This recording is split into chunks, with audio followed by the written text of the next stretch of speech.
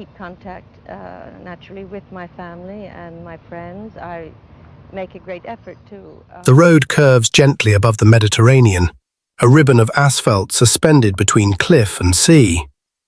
It is early morning, quiet, almost serene. Inside a small car, a woman the world once called perfect is driving a route she knows by heart.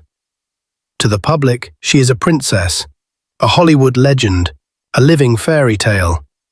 But in these final moments, there are no cameras, no red carpets, only silence, a narrow mountain road, and a series of decisions that will never be undone. Why did she choose to drive herself that day? What was happening inside her body and inside her mind during those final hours? And why, decades later, do questions still linger around what should have been a simple accident? This is not just the story of the moment, a crash. It is the slow unraveling of a fairy tale told through the final hours of a woman who had everything, except control over how her story would end. When the news broke, it traveled faster than anyone on that mountain road ever could. Within hours, radio stations interrupted their programming. Newspapers rushed to print special editions. Television anchors struggled to find the right words. The world was being asked to comprehend something that felt fundamentally wrong. Grace Kelly was dying. For decades, she had existed as an icon, untouched by tragedy. First as Hollywood's embodiment of elegance, then as Princess of Monaco, Grace Kelly was not just famous, she was symbolic. She represented control, refinement, and a fairy tale transformation from movie star to royalty. And now, suddenly, that image was shattered by a single headline that no one expected to read. At first, reports were cautious. A serious car accident, journalists said. Then came updates from Monaco. She was alive, but gravely injured. The language was clinical, restrained, almost formal. Behind the scenes, however, panic was spreading. World leaders sent messages of concern. Film studios went silent. In Monaco, streets emptied as rumors raced faster than facts. The public reaction revealed just how deeply Grace Kelly had embedded herself into global consciousness. This was not treated as a private tragedy. It felt like a collective loss in progress, unfolding in real time. Fans gathered outside hospitals. Old films were replayed on television. Commentators spoke in hushed tones, as if lowering their voices might somehow change the outcome. And then, less than 24 hours later, the tone shifted. Grace Kelly was dead. What followed was not closure, but confusion. The official explanation was simple: a tragic accident. But almost immediately, questions surfaced. Why was she driving herself? Why that road? Why were there conflicting early reports about her condition? And why, for a woman whose life had been so carefully curated, did the final chapter feel so incomplete? This was more than the sudden death of a beloved figure. It was a rupture, a moment when a flawless public image collided with the uncontrollable realities of age, health, and fate. And as the shock settled, a deeper curiosity emerged. If this could happen to Grace Kelly, then what, exactly, had gone wrong in her final hours?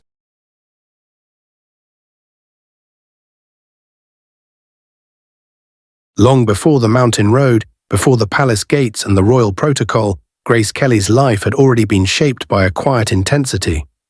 Born into a wealthy but emotionally reserved family in Philadelphia, she learned early that love was conditional, and that excellence was expected. Elegance was not optional, it was survival. As a young woman, she carried herself with restraint, precision, and a discipline that masked vulnerability. Hollywood discovered her in the early 1950s, and almost immediately she became something rare. A star who appeared untouchable. Directors praised her control, audiences admired her poise. On screen she was calm in chaos, graceful under pressure. Yet behind the scenes, friends later recalled a woman who worried deeply, who feared disappointing others, who carried stress inward rather than releasing it. Her rise was meteoric. In just a few years, she worked with the most powerful directors of the era, collected awards, and became the face of a particular kind of American sophistication. But fame came at a cost. The studio system dictated her image. Interviews were scripted. Personal relationships were scrutinized. The pressure to remain perfect was constant and exhausting. Then came Monaco. The marriage to Prince Rainier was sold to the world as a fairy tale ending. A movie star becomes a real princess. The cameras followed every step, every wave, every smile. But once the celebrations faded, reality set in. Grace Kelly did not simply marry into royalty, she was absorbed by it. Her acting career ended abruptly. Her public role narrowed. Every appearance became political, symbolic, and heavily monitored. Inside the palace, life was formal and isolating. Former friends described her as increasingly constrained, navigating expectations that left little room for individuality. She was no longer applauded for performance, but judged for conduct. Over time, the woman who once commanded film sets found herself negotiating protocol, tradition, and a relentless public gaze. As the years passed, subtle changes became noticeable. She moved more carefully. She appeared more tired. Whispers circulated about health concerns, about the strain of royal life, about a woman who had given up one identity and struggled to fully inhabit another. To the world, she remained composed, but beneath the surface, the balance that once defined her life was growing fragile. By the time she entered her 50s, Grace Kelly had lived several lifetimes, each demanding perfection, each leaving little room for error. And while the fairy tale still glittered from the outside, the path toward her final hours was already being quietly shaped by years of pressure, restraint, and unspoken fatigue. By the late 1970s, the image of Grace Kelly as an ageless fairy tale figure began to crack. Quietly, almost invisibly. There were no public scandals, no dramatic headlines. Instead, there was something far more insidious, a slow erosion of strength, hidden behind discipline and royal composure. Those close to her noticed changes that the public rarely saw. She complained of exhaustion more often. Headaches lingered. Moments of dizziness were brushed aside. In a life governed by duty, admitting weakness felt unacceptable. Grace had been trained, from Hollywood to royalty, to endure silently. Medical concerns were never openly discussed, but they existed. Reports would later suggest that she had suffered a minor stroke not long before the accident, an episode that may have affected her alertness, her reflexes, her ability to react in a critical moment. Whether fully diagnosed or not, the warning signs were there, and yet life continued as expected. Appearances had to be made, responsibilities could not pause. Emotionally, the isolation deepened. Her children were growing independent. Her role as a princess became increasingly ceremonial. The world still saw her as frozen in time, but Grace herself was aging inside a narrative that did not allow for vulnerability. The contrast between who she was expected to be and how she actually felt widened. There was also a quiet sense of loss that followed her throughout those years. The career she left behind. Acting had given her purpose, agency, and a voice. Royal life demanded restraint instead. Friends later recalled her watching films she once might have starred in, commenting softly, almost wistfully.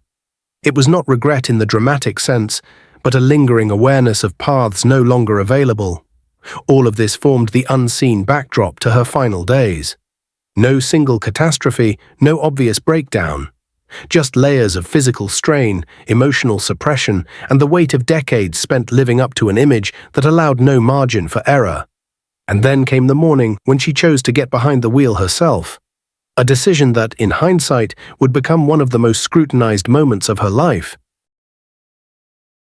In the weeks leading up to the accident, Grace Kelly's schedule appeared routine on the surface. Official engagements, charitable commitments, carefully planned appearances, everything followed the familiar rhythm of royal life.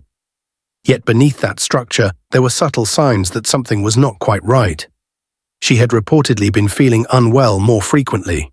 Fatigue lingered longer than usual.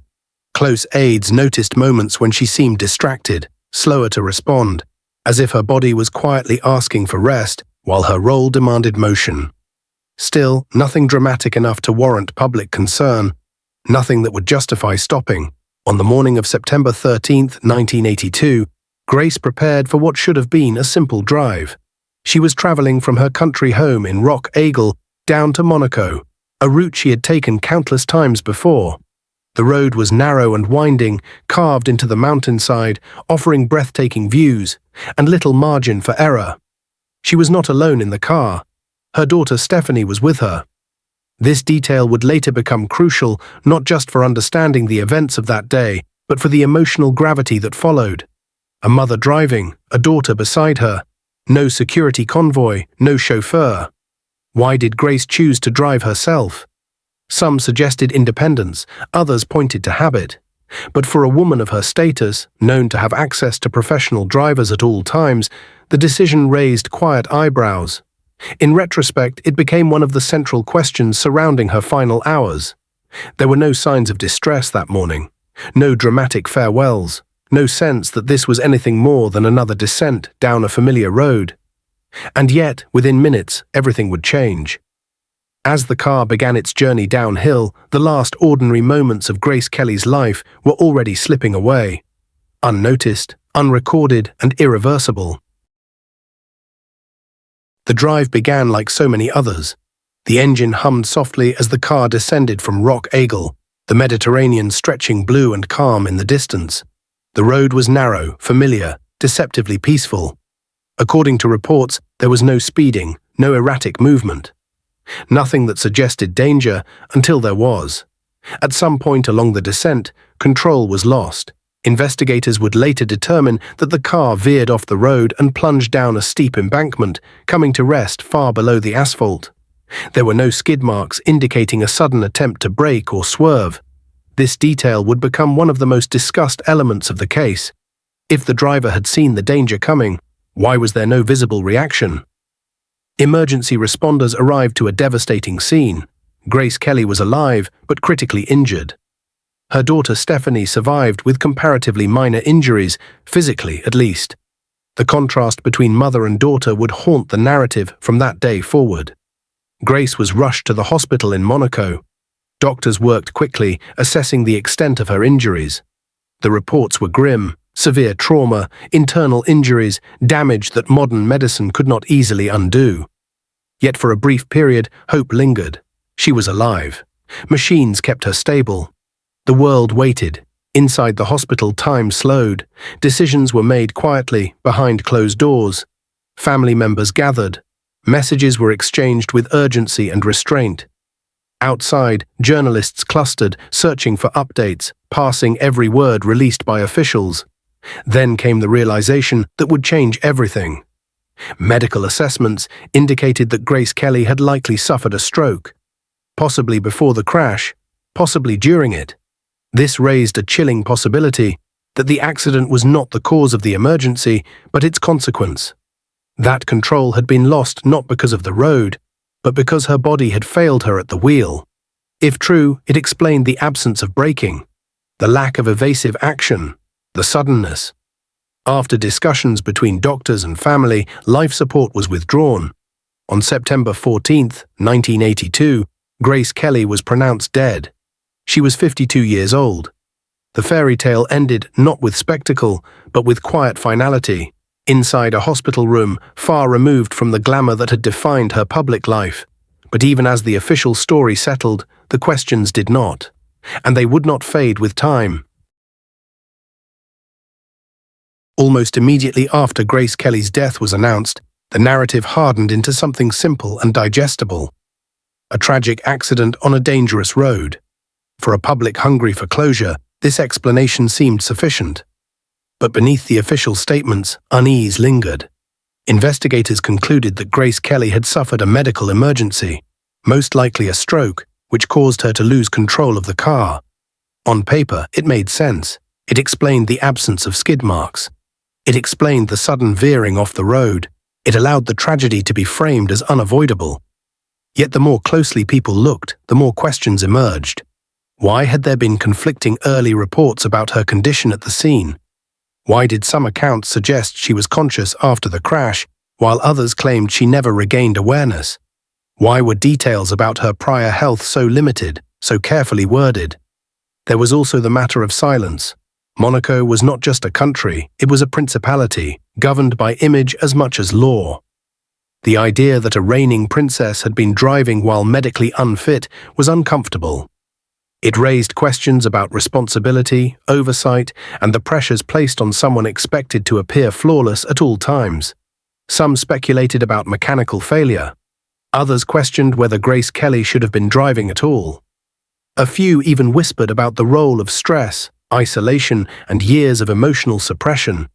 Factors that, while impossible to measure, shaped the context of her final decision to take the wheel.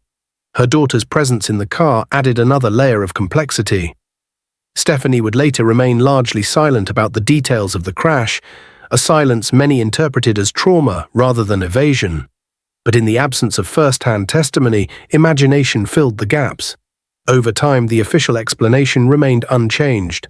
No criminal investigation, no public inquest, no dramatic revelation to close the case once and for all. Instead, Grace Kelly's death joined a rare category of tragedies, events that are technically explained, yet emotionally unresolved. Decades later, the accident still feels less like an ending and more like a question mark. Not because of conspiracy, but because of everything left unsaid. In the days after Grace Kelly's funeral, Monaco returned to its routines. The palace gates reopened, protocol resumed. Official life moved forward, but something intangible had shifted. The fairy tale had ended, and in its place remained a quieter, heavier truth. Grace Kelly left behind more than films and photographs. She left behind a lesson wrapped in elegance and restraint. That perfection, when demanded for too long, becomes a burden. Her life had been defined by control, of image, of emotion, of expectation. And yet, in her final hours, control slipped away in the most human of ways. Looking back, her death does not feel like a random accident. It feels like the final chapter of a life spent carrying weight without complaint. The pressures of fame, the isolation of royalty, the silence around aging, illness, and vulnerability. None of these caused the crash on their own, but together they formed the environment in which it became possible.